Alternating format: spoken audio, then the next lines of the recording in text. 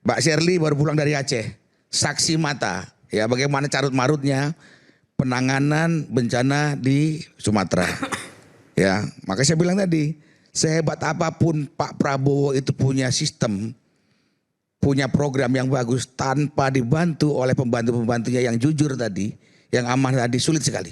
Anda nilai nggak jujur pembantu-pembantunya? Banyak yang nggak jujur kok sampai hari ini kok.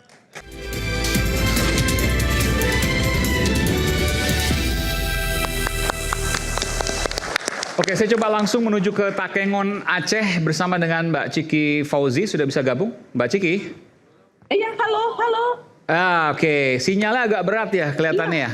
Wah, iya ini aku sampai pinjam beberapa HP. Ini pakai Starlink atau pakai jaringan normal? Di sini tuh nggak ada listrik, jadi nggak ada Starlink ya, Rizwan ya? Nggak ada listrik? Nggak ada Starlink. Apa? Iya, yang ada listriknya. Jadi emang ini. Oke. Nggak ada listrik. Boleh ceritakan, silakan Mbak Ciki, silakan. Dari tanggal 2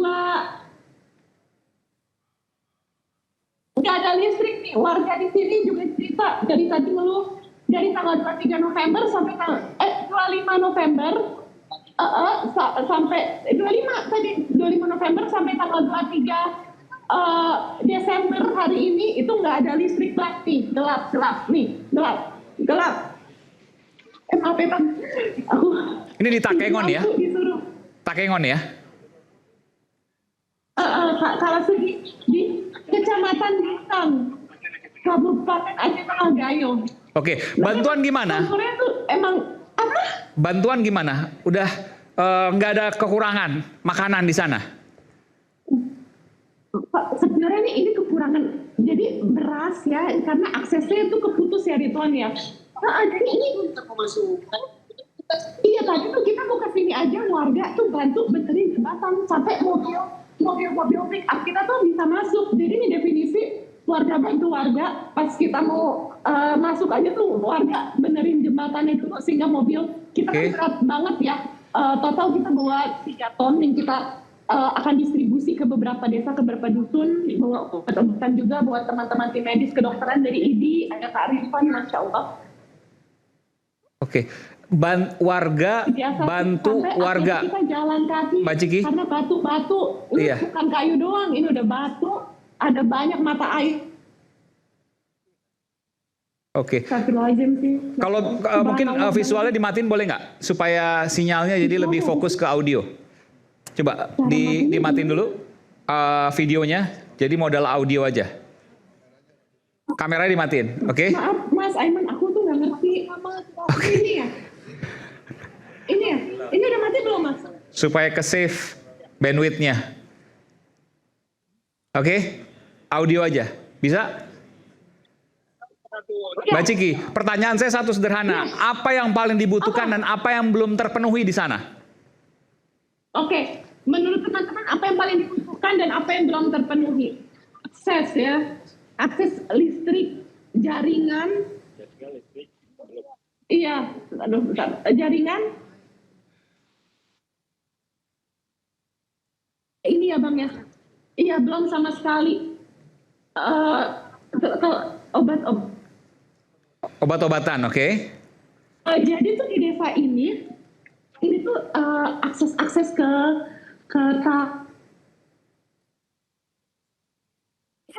Takengon ya. Nah ini Takengon yang masuk itu akses ke Medan, ke Biren.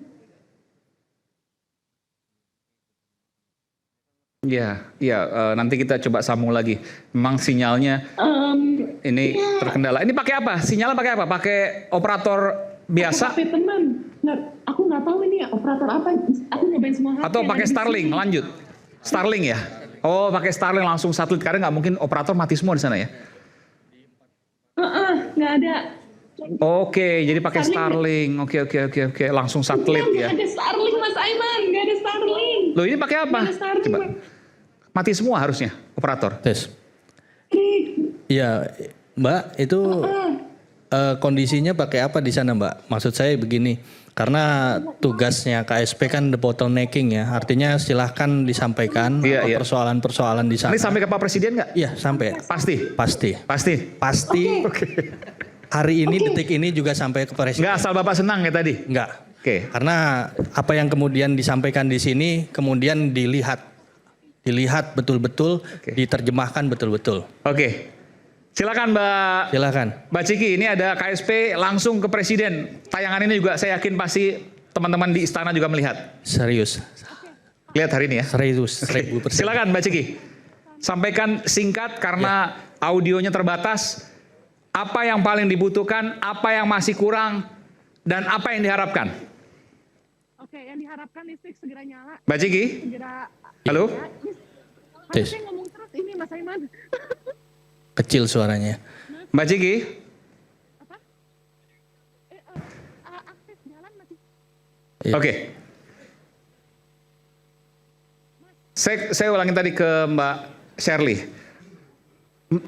Saya mau sedikit gali lagi. Kenapa Anda mengatakan harus bencana nasional? Bukan harus bencana nasional, tapi kita rakyat dalam hal ini masyarakat publik kayak anomali, Mas.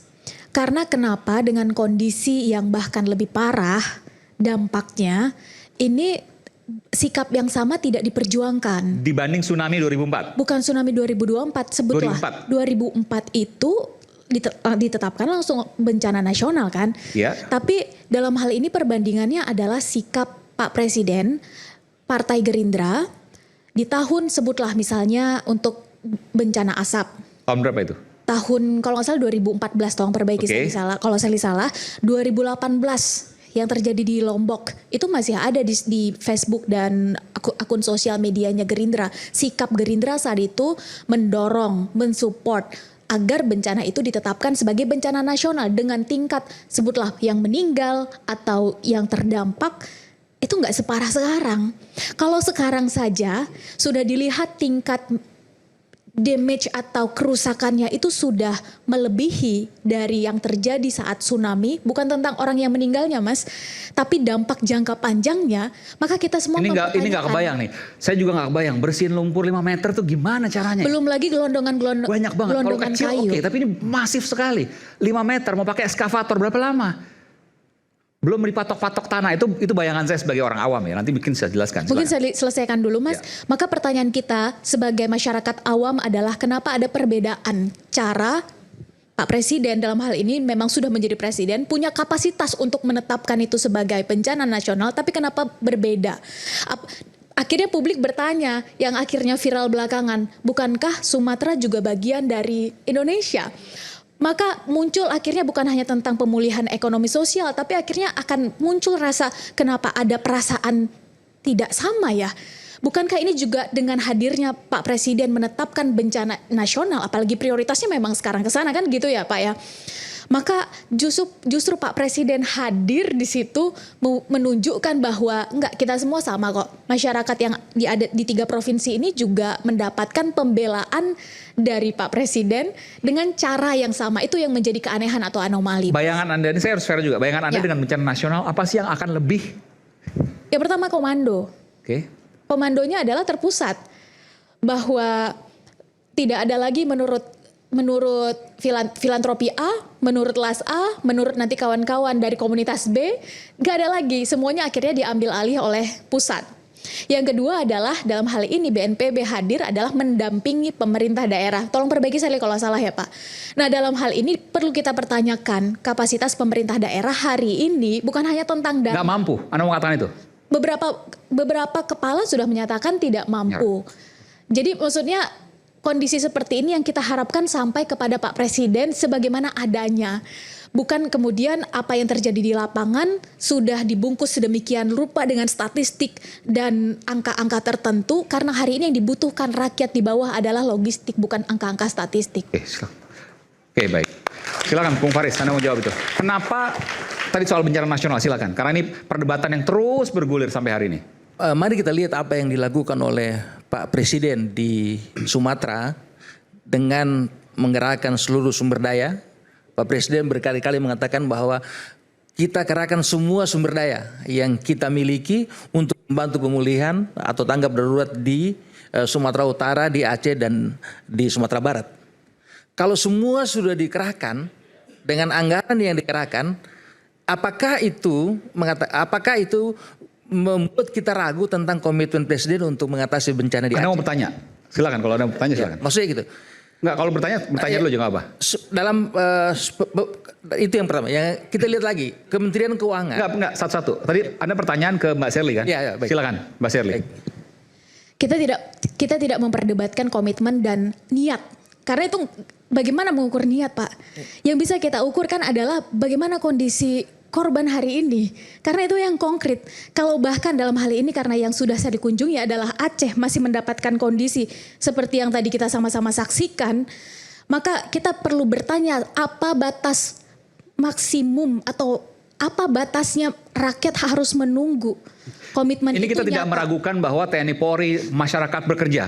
Itu luar Kita biasa. tidak Tapi bahwa meragukan. ada percepatan itu kita tidak boleh tutup mata. Karena kondisinya hari ini membutuhkan Berat sekali. kecepatan, ketepatan, kemasifan yang harus diakui boleh jadi adalah status bencana nasional itulah yang hari ini dibutuhkan. Kemudian yang kedua kalau boleh ditambahkan sedikit Mas, Silakan. bahwa boleh jadi donasi asing hari ini hadir untuk membantu percepatan itu. Dalam beberapa waktu terakhir kita sangat mengapresiasi bahwa donasi asing yang berasal dari organisasi akhirnya dibuka. Setelah sebelumnya tidak bisa masuk. Sebelumnya tidak bisa masuk. Ini memunculkan lagi pertanyaan di publik. Kenapa sebelumnya tidak diizinkan masuk karena pemerintah merasa mampu, tapi kemudian akhirnya ini dibuka. Maka butuh untuk dijelaskan, dikomunikasikan kepada masyarakat sehingga tidak ada pertanyaan-pertanyaan yang justru itu akan mencederai. Nanti saya bilang. Ya, baik, Silakan. jadi gini, dari sisi kesiapan pemerintah ya, dan atas yang dilakukan oleh pemerintah di Aceh, kita lihat dalam proses sekarang ini, misalnya pemerintah, presiden sudah menegaskan kepada Kementerian Keuangan untuk segera membantu melakukan transfer keuangan kepada pemerintah daerah masing-masing 4 miliar dan 20 miliar untuk pemerintah provinsi di seluruh pemerintah kabupaten kota yang ada di 3 provinsi itu. Artinya dari sisi semua hal, baik yang dimiliki dalam hal TNI Polri, oleh BUMN, oleh pemerintah, sekarang ini semua dilakukan oleh pemerintah. Untuk mengatakan bahwa sesungguhnya secara intensitas perlakuan pemerintah untuk mengatasi masalah yang ada, tanggap darurat dan proses pemulihan yang ada di 3 provinsi itu sesungguhnya adalah sudah merupakan kebijakan yang disebut kebijakan seluruh yang sifatnya nasional sudah dilakukan. Bahwa yang sekarang yang disampaikan oleh presiden akan mengerahkan semua sumber daya, sudah disiapkan anggaran, dan presiden mengatakan bahwa kita masih mampu untuk mengatasi sendirian. Bentar, mampu itu karena presiden mendapatkan informasi yang valid atau tidak dari bawahannya? Itu pertanyaan mendasar. Ya, saya kira pasti valid. Karena Pasti valid. Berjenjang di presiden, ada KSP, ada BNPB pada satu sisi, ada kementerian, semuanya bahu-membahu hadir di Aceh. Coba kita lihat, tidak ada kementerian sekarang yang tidak hadir ke Aceh. Semua masuk ke Aceh dengan menggunakan instrumen yang ada pada kementerian masing-masing. Ada Kementerian Dalam Negeri, ada Kementerian SDM, ada Kemenko dan seterusnya. Semua hadir di sana. Dan masing-masing bekerja sesuai kewenangan masing-masing dan dikoordinasikan oleh BNPB. Karena yang menjadi leading sektor untuk urusan bencana adalah BNPB. Tahun 2004 belum ada BNPB memang. Berbeda dengan sekarang. Makanya waktu itu bencana nasional asing masuk. Masuk. Sekarang ada BNPB dan anggarannya besar. Anggarannya besar. Sama, Dan ya. sudah disiapkan. Tidak perlu bencana Ya, nasional. tapi presiden kan baru saja mengatakan bahwa mari kita hadapi sama-sama. Yes. Artinya selain pemerintah, sama-sama ini artinya gini. Pemerintah dengan segala kewenangan, dengan sumber daya yang ada pada pemerintah. Masyarakat dengan masing-masing kemampuannya. Yang tentu dengan sentimen sosial masing-masing. Ya. Bahwa kita adalah saudara. Itu memobilisasi kemampuan untuk membantu. Dan itu sekarang sudah terjadi. Di mana-mana sekarang adalah banyak sekali yang membantu. Dan itu saya kira presiden melihat itu. Mari kita sama-sama menghadapi. Ada Bung Iwan ex relawan Pak Prabowo ya, Bung Iwan ya. Anda menilai seperti apa? Apa yang kemudian terjadi saat ini? Lama di Aceh juga ini saya lihat. Oke, jadi begini ya. Saya berkali-kali ngomong, Indonesia banyak orang pinter, tapi yang kurang itu orang jujur, ya. Kurang jujur. Nggak jujur. Maksudnya nggak jujur apa dalam konteks ini? Sekarang begini, yang namanya orang bencana, kena bencana itu sensitif ya. Yang dibutuhkan adalah ucapan ataupun rasa empati dari siapapun dia, lebih-lebih dari pejabat negara, ya. Bukan berebut lagi asal Bapak senang. Tapi kenyataan di lapangan kan begitu. Ini sudah kena bencana malah di prank, malah dijanji-janjikan yang enggak. Yang ujungnya cuma buat kecewa lagi ke mereka. Misalnya apa tuh? Ya contohnya, ya saya mau ngomong lagi yang dari Kuning kan, ya. Jadi tolonglah untuk pejabat-pejabat, listrik misalnya. Iya, contohnya Oke, listrik begitu, baik. ya. Jadi jangan lagi. Dibilang 93% tapi ternyata masih banyak yang gelap. Sampai hari ini masih gelap, Oke. nyatanya. Sampai hari ini masih gelap. Ya, jadi jangan terus-terusan dibohongi, ya. Maka saya bilang Pak Aiman ya, dalam arti begini nih, rakyat kita ini sekarang susah benar ya. Bahkan melebar kemana-mana, akhirnya muncul lagi ketidakpercayaan kepada publik ya. Yang di sana yang bekerja TNI dan Polri, itu yang harus kita apresiasi ya. TNI Polri 24 jam mereka bekerja untuk mengatasi kesulitan-kesulitan masyarakat yang ada di lapangan ya. Bahkan saya katakan ya, saya hari ini sebagai Ketua Umum Gerakan Cinta Prabowo tentu selama ini saya yang sudah menjual Prabowo itu lebih baik daripada yang lainnya. Makanya beliau jadi presiden ya. Tolong diimbangi oleh kawan-kawan pembantu-pembantu yang sudah dipercaya tadi dengan kinerja yang bagus, jujur lah. Bekerja untuk rakyat.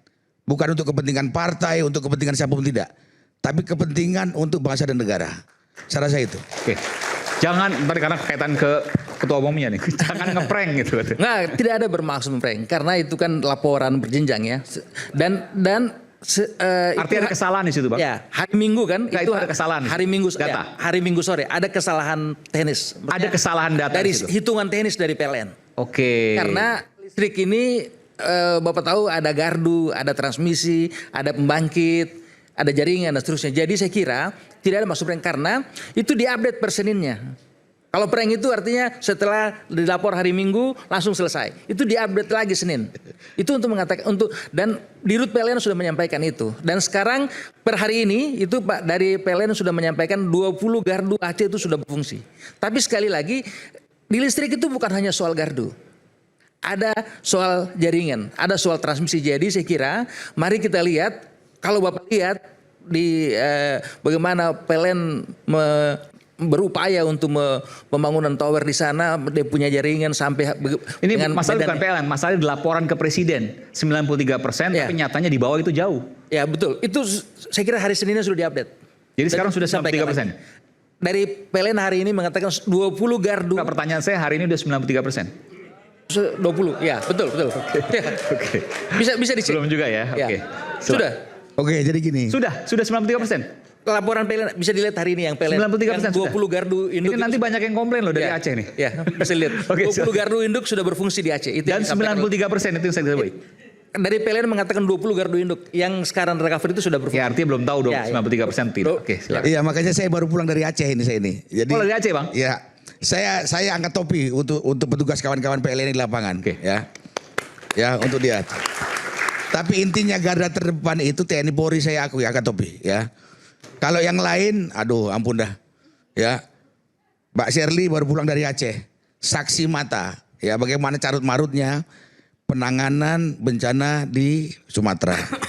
Ya, makanya saya bilang tadi, sehebat apapun Pak Prabowo itu punya sistem, punya program yang bagus tanpa dibantu oleh pembantu-pembantunya yang jujur tadi, yang amanah tadi, sulit sekali. Anda nilai nggak jujur pembantu-pembantunya? Banyak yang nggak jujur kok sampai hari ini kok. Jadi bicara sesuai fakta aja. Kalau belum clear, belum bisa, ya belum bisa. Jadi jangan di-prank lagi. Ya. Ayo kita sama-sama. Kita support Pak Prabowo ini supaya apa? Semua apa yang dikatakan oleh pemimpin ini, ya memang fakta di lapangan begitu. Jadi nggak bisa lagi bohong. Sekarang ada HP. Masyarakat bisa mengupdate semua kejadian di lapangan. Ya. Bahkan saya katakan sebenarnya kalau saya mau ngomong lagi, walaupun saya Ketua Umum Gerakan Cinta Prabowo ya, tentunya saya adalah orang yang mensupport mendukung program Prabowo. Saya tetap akan dukung selama Pak Prabowo itu ada di pihak masyarakat. Tapi ketika Pak Prabowo juga sudah terbawa untuk melupakan masyarakat, ya mungkin Gerakan Cinta Prabowo pun akan meninggalkan Pak Prabowo. Ya, Itu jadinya gitu. Saya dari tahun 2008 berjuang untuk Pak Prabowo sampai hari ini jadi presiden ya. Saya tidak punya kepentingan selain Pak Prabowo bisa jadi presiden dan bisa membenahi masyarakat Indonesia ini. Bisa membangun, menunjukkan bahwa beliau adalah patriot sejati. Nah tapi kalau pembantu-pembantunya masih seperti ini ya repot Kasihan juga Pak Mas Men. Kasihan Pak Prabowo ya. Berat untuk jadi presiden itu susah. Kami menjadikan setelah jadi jangan disia-siakan. Maksudnya seperti itu Mas Maiman. Oke baik, terima kasih kita berikan tangan untuk Bung Iwan. Isu hangat kadang bikin berat, apalagi kalau kita tidak bisa mencerna dengan cermat. Jangan lupa secangkir kopi yang hangat dan nikmat untuk menemani kebersamaan dalam program Rakyat Bersuara bersama saya Aiman Wicaksono. Kami akan segera kembali sesaat lagi.